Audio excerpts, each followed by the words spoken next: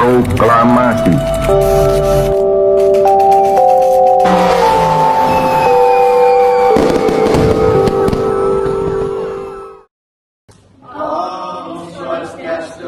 Halo Bapak Guru dan teman-teman semuanya, perkenalkan kami dari kelompok 6. Jadi hari ini kami akan menjelaskan tugas yang telah Bapak berikan kepada kami dengan materi pembentukan negara Indonesia. Dan ada pula 4 topik yang akan kami bahas pada hari ini, yaitu yang pertama ada sidang PPKI, yang kedua yaitu ada pembentukan Undang-Undang Dasar 1945, yang ketiga yaitu ada pembentukan pemerintahan pertama Indonesia, dan yang terakhir yaitu ada pembentukan KNIP. Sebelum itu izinkan kami untuk memperkenalkan diri terlebih dahulu. Perkenalkan, nama saya Madika Risa Maharani Gana, nomor absen 25 dari kelas 11A. Perkenalkan, nama saya Madika Risa nomor absen 27 dari kelas 11A6. Perkenalkan, nama saya Gita Novianti, absen 2 dari 11A6. Perkenalkan, nama saya Ikutu Nata Nama Data, absen 10 dari kelas 11A6. Perkenalkan, nama saya Kadek Kasarana Doktra, absen 14 dari kelas 11A6. Saya akan menjelaskan sidang pertama PPKI. Jadi setelah proklamasi kemerdekaan Indonesia pada tanggal 17 Agustus 1945, bangsa Indonesia perlu segera membentuk dasar negara dan pemerintahan agar kemerdekaan tersebut sah secara hukum. Untuk itulah PPKI atau Panitia Persiapan Kemerdekaan Indonesia mengadakan sidang pertamanya pada 18 Agustus 1945. Sidang PPKI pertama bertujuan untuk menetapkan dasar negara dan pemimpin Indonesia.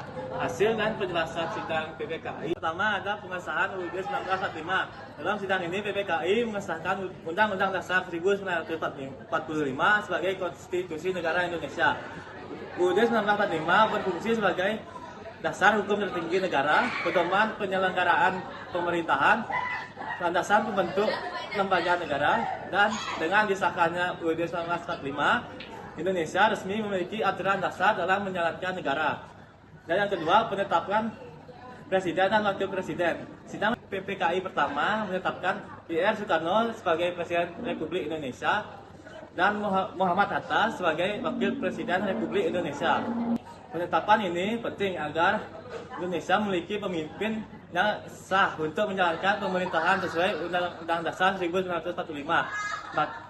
Nah, sidang PPKI pertama sangat penting karena menandai lahirnya negara Indonesia secara hukum, menunjukkan bahwa Indonesia juga siap menjalankan pemerintahan dan menjadi dasar bagi pembentukan lembaga negara dan pemerintahan selanjutnya.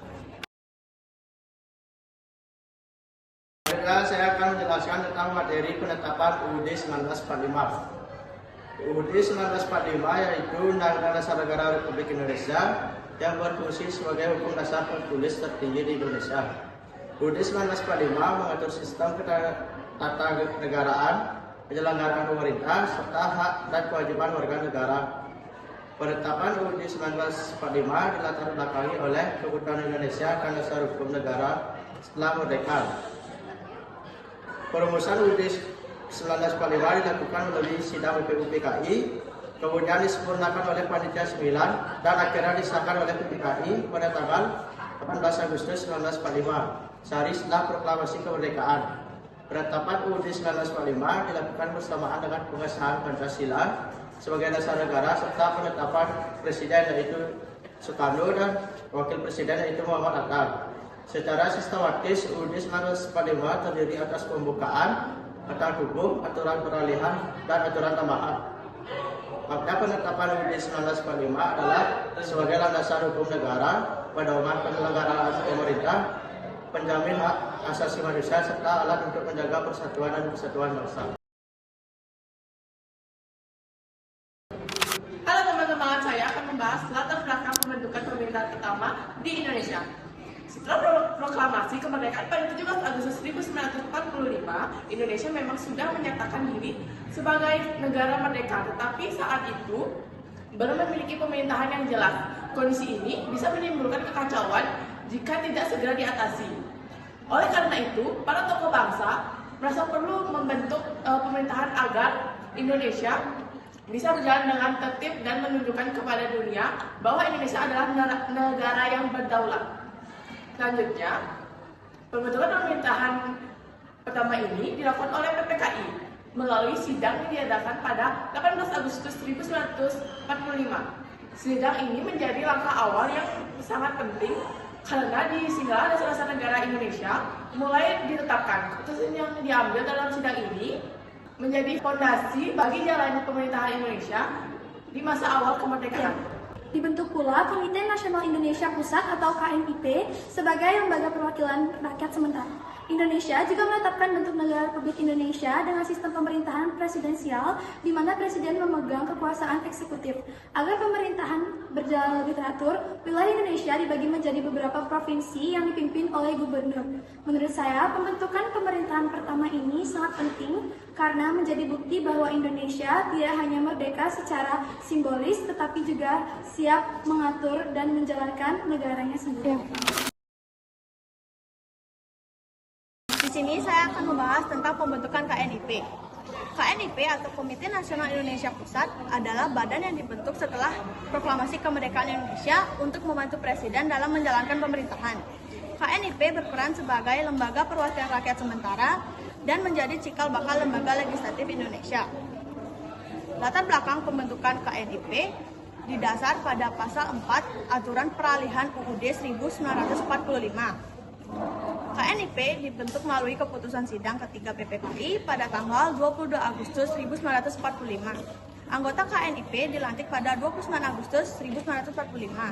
Melalui maklumat Wakil Presiden pada tanggal 16 Oktober 1945, KNIP diberi kewenangan legislatif. Tujuan pembentukan KNIP membantu Presiden dan Wakil Presiden dalam menjalankan pemerintahan negara, menyatukan berbagai golongan dan daerah untuk memperkuat persatuan nasional, menjaga stabilitas dan ketertiban negara pada masa awal kemerdekaan, menjaga lembaga legislatif sementara sebelum DPR dan MPR terbentuk. Tugas dan peran KNIP membantu pelaksanaan fungsi legislatif sementara, memberikan saran dan pertimbangan kepada pemerintahan, menyalurkan aspirasi rakyat dalam penyelenggaraan negara, mendukung terwujudnya pemerintahan yang demokratis. Struktur KNIP, anggota KNIP berasal dari tokoh masyarakat dan wakil daerah. Ketua pertama KNIP adalah Mr. Kasman Singodimnejo. Untuk menjalankan tugas harian dibentuk Badan Pekerja KNIP atau bisa disebut dengan BPKNIP yang dipimpin oleh Sultan Syahrir. Sekian materi yang bisa kami sampaikan. Kami tutup dengan Para Santi. Om Santi Santi.